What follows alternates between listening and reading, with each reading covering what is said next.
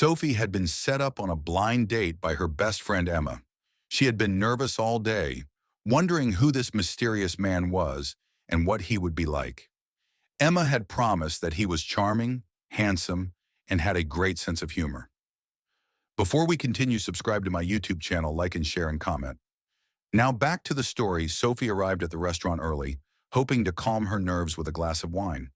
As she waited, she looked around, trying to guess which man at the restaurant might be her date. Just then a man walked up to her table, smiling. He looked vaguely familiar, but Sophie couldn't quite place him. "Hi, I'm Ben," he said, extending his hand. Sophie shook his hand, feeling a little relieved that he seemed nice. "I'm Sophie," she said. As they sat down, Sophie tried to make small talk, but she quickly realized that something was off.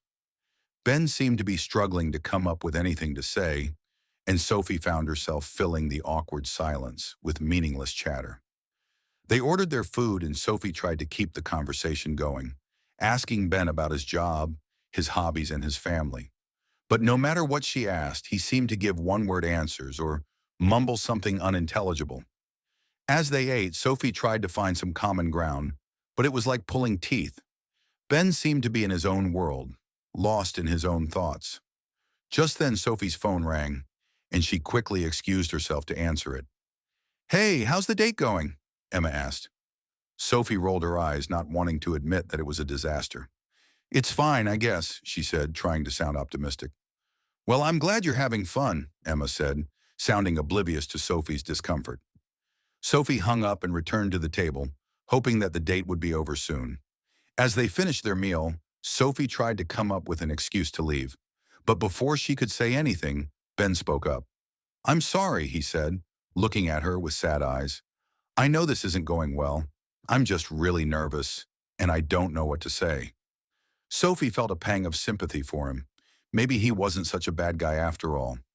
"It's okay," she said, smiling. "I'm nervous too." They both laughed, and suddenly the tension in the air dissipated. They began to talk more freely, sharing stories and jokes, and before they knew it, they had been at the restaurant for over 2 hours. As they said their goodbyes, Ben looked at Sophie, a hint of hope in his eyes. "Would you like to do this again sometime?" he asked.